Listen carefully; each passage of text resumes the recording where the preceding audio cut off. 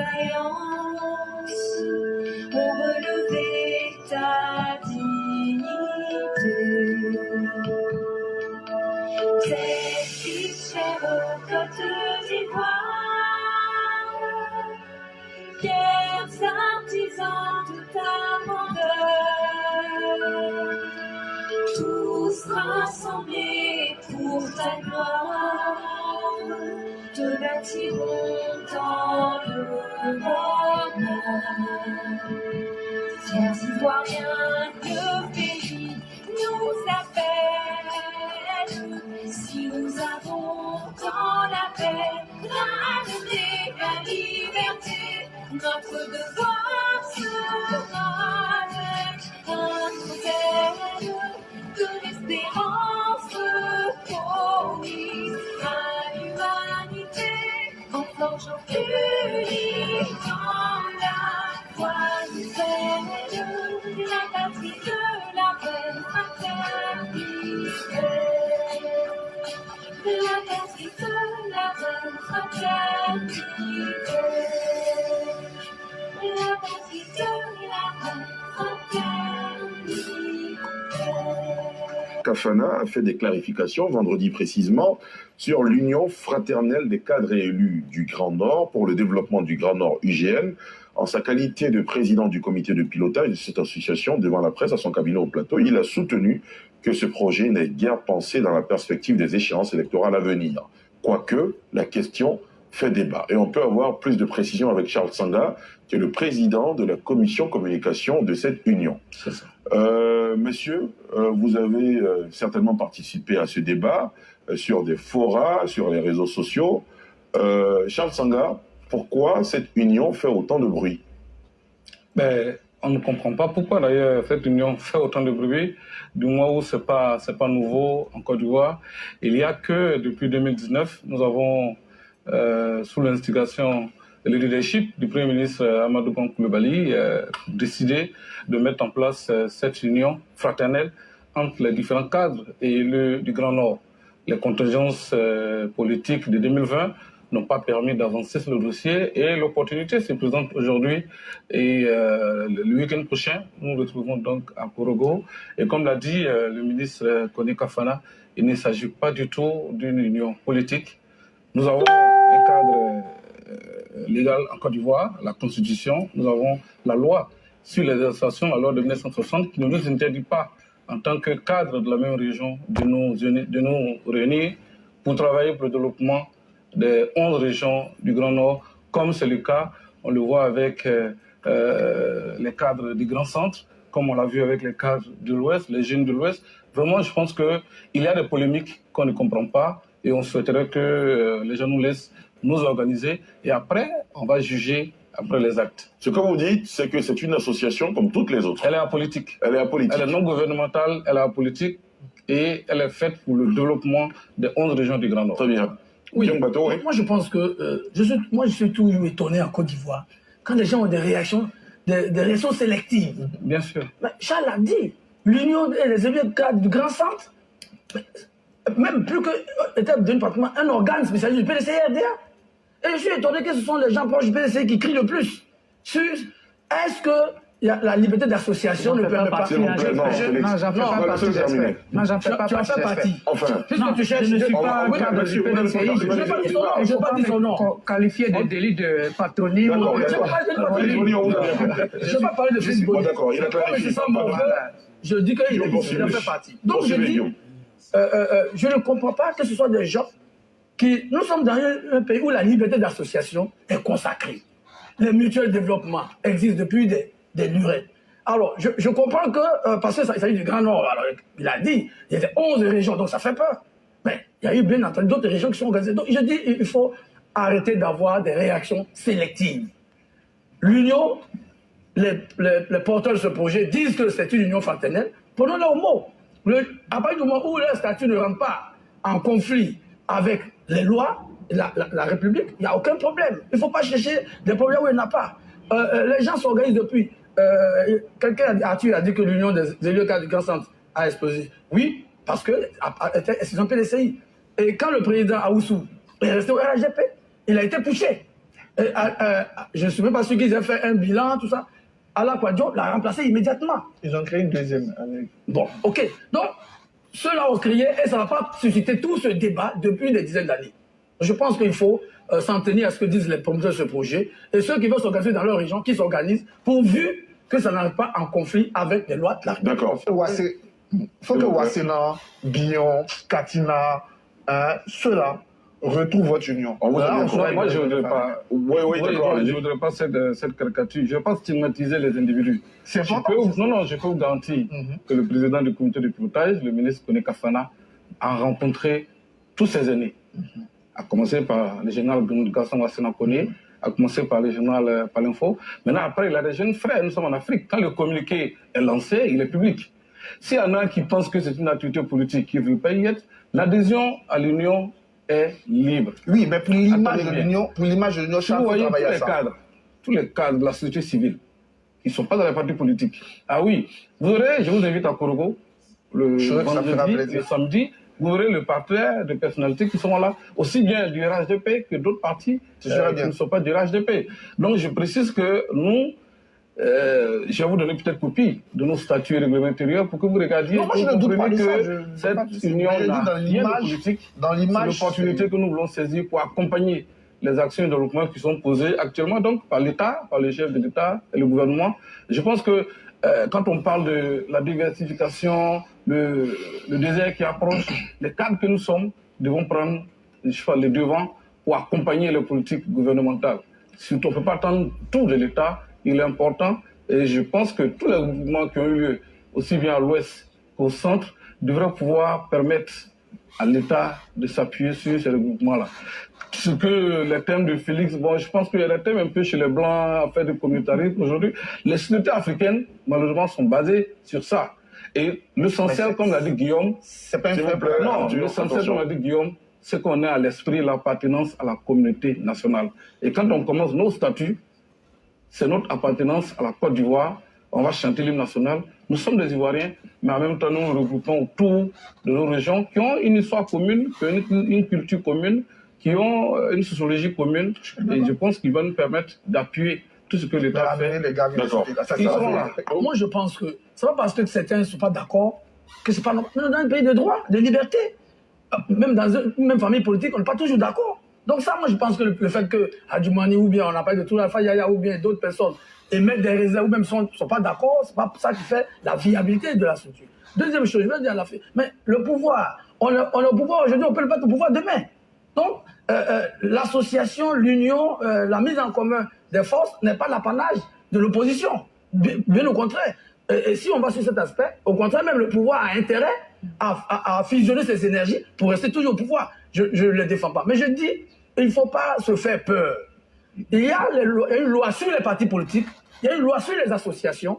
À partir du moment où ce qui est fait n'est pas illégal, que le ministre Wasséna y aille, c'est le souhaitable. Hein, tu as raison de le souhaiter. Mais est-ce qu'un monsieur comme Wasséna, on va le tirer pour l'envoyer dans une situation? Je voudrais rassurer que la Charte du Nord, c'était un tract que je pense bien. On ne sait pas trop ce que c'est. Et là, aujourd'hui, nous avons des responsables d'un certain niveau. Et je voudrais rappeler que ce ne sont pas que les cadres de l'administration publique qui sont membres de cette organisation. Vous avez les responsables des mutuelles. Je suis maire d'une ville, il y a des activités que je n'arrive pas à mener, que la mutuelle de ma ville, même ils ont construit peut-être une école primaire qu'ils ont mis à la disposition de la collectivité. Et c'est la même chose que nous allons faire, nous allons accompagner les investissements de l'État, nous allons poursuivre donc la sensibilisation auprès des populations. Il n'y a pas à avoir peur de cette union. Elle est là justement donc pour accompagner la Côte d'Ivoire unie et la Côte d'Ivoire solidaire. Et je voudrais inviter tout le monde le samedi donc à Korogo pour la mise en place de cette union et qu'on nous juge aux actes forts. On nous juge aux actes. Je vous précise que tout ce que vous voyez ne seront certainement pas mal les dirigeants de cette association. D'accord.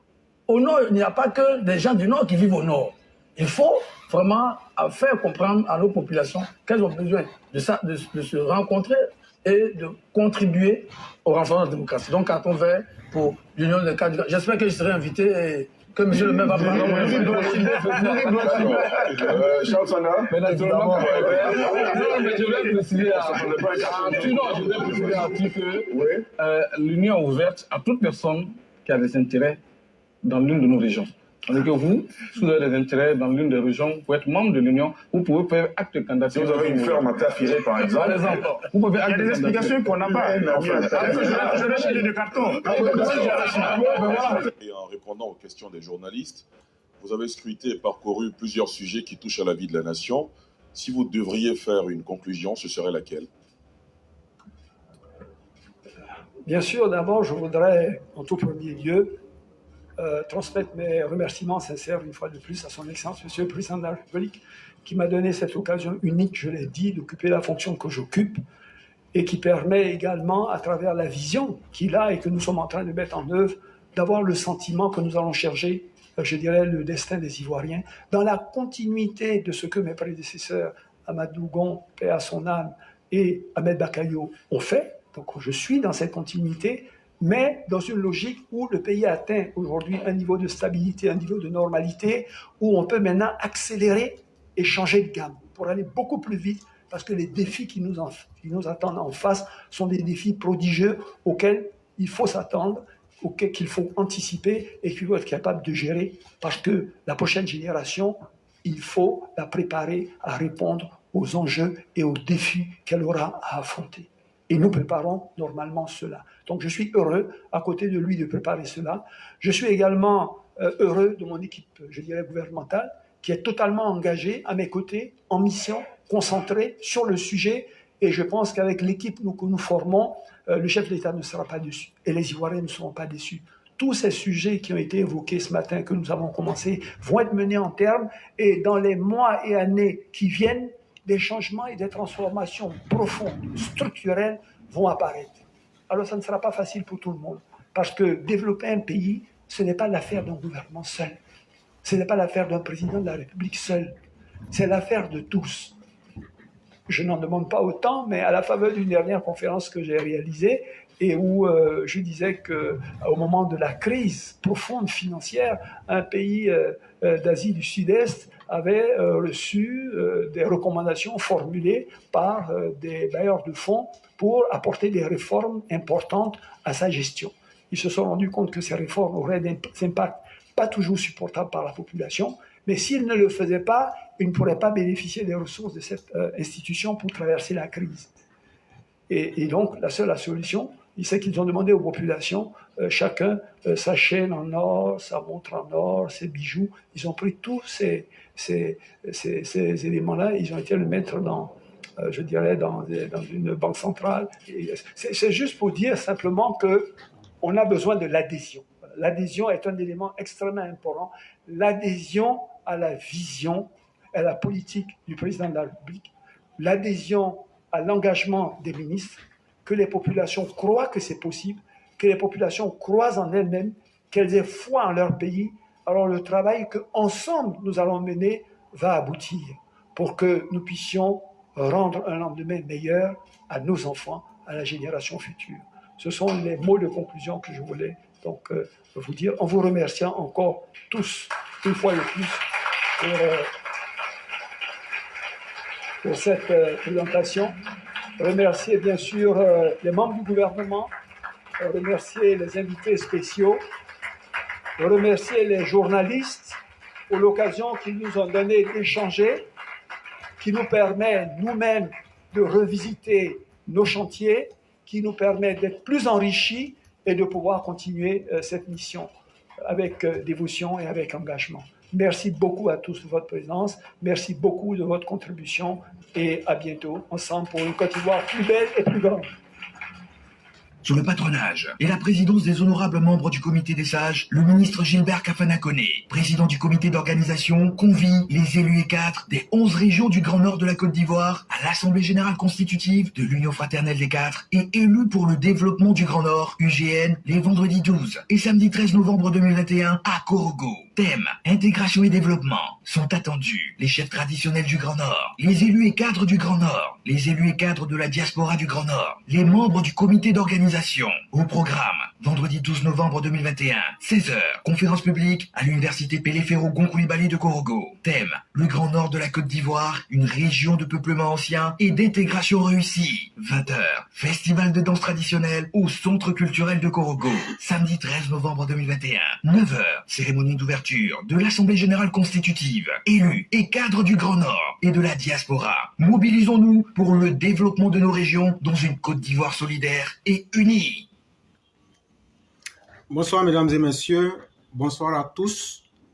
Bienvenue une fois de plus au Festin intellectuel, la plateforme de la fraternité, où nous cherchons à travers des arguments à convaincre sans chercher à vaincre qui que ce soit. Je salue notre frère bien-aimé et tous les grains de Yamoussoukro, à commencer par Alexandre Aoussou. Je salue M. Kone Adama de Paris, M. Youssef Fane, notre mère Fatoumata Diabaté, M. Sori Sanogo, notre père bien-aimé du côté de la Suède, M. Mamadou Fadiga. Je salue aussi Béranger Daboué, Mohamed Kamara, Valim Sissé, le frère aimé Tom Chabi, M. Mamadou Diomandé. Je salue Kamele Kone. Je fais exprès pour dire les noms, pour vous dire toute la reconnaissance et toute la gratitude que je prouve à l'égard des uns et des autres.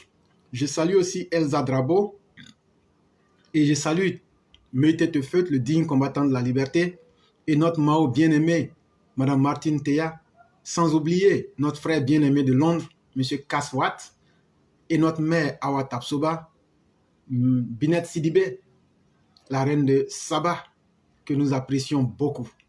Et je salue aussi notre mère, très affectueusement, Aminata Kamagate, sans oublier Moussa Diakité, Lili Koulibaly, notre mère charmantissime, Martine Ouya, etc., etc. Sachez que vous êtes tous salués et du plus profond de nos cœurs, sachez que vous êtes sur la meilleure des plateformes. Nous saluons notre mère Fatou Tounian Koulibaly, qui est de nôtres ce soir, et bienvenue parmi nous. Et donc, comme nous aimons à le dire, on commence toujours nos émissions, si nous avons la possibilité, avec des pensées pour amener les uns et les autres à s'édifier sur divers aspects de l'existence.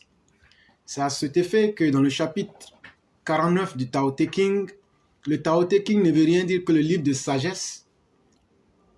Il est dit que le saint n'a pas de sentiments immuables. Il adopte les sentiments du peuple.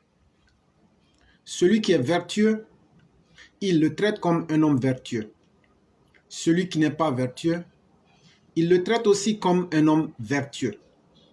C'est là le comble de la vertu. Celui qui est sincère, il le traite comme un homme sincère. Celui qui n'est pas sincère, il le traite aussi comme un homme sincère. C'est là le comble de la sincérité. Le saint vivant dans le monde reste calme et tranquille et il conserve les mêmes sentiments pour tous. Les 100 familles attachent sur lui leurs oreilles et leurs yeux. Le saint regarde le peuple comme un enfant.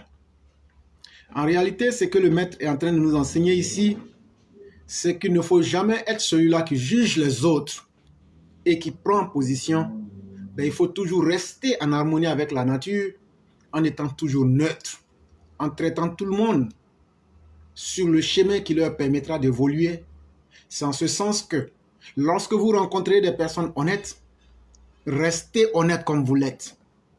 Quand vous rencontrez des personnes qui ne sont pas honnêtes, restez honnête comme vous êtes. Lorsque vous rencontrez des personnes qui ne sont pas sincères, restez sincère comme vous l'êtes. Et lorsque vous aurez affaire à des gens qui ne sont pas sincères, vous restez toujours sincère. Votre tranquillité et votre calme finira par transformer ces personnes à devenir de bonnes personnes, à devenir des personnes sincères et à devenir des personnes qui s'inscriront dans la voie de la vertu. C'est de cela qu'il est question. Le pouvoir et la capacité de l'individu à transformer son environnement, à transformer ses semblables, c'est de cela qu'il est question. Et donc ce soir, nous avons quelques thèmes. Et le premier thème de la journée, c'est d'abord la titrologie ou la revue de la presse de ce 9 novembre 2021. Disons que le Premier ministre Patrick Achi est omniprésent dans la titrologie de ce jour, à la suite de son grand oral d'hier 8 novembre 2021. La presse ivoirienne du jour fait également écho de divers bruits dans les partis politiques ivoiriens.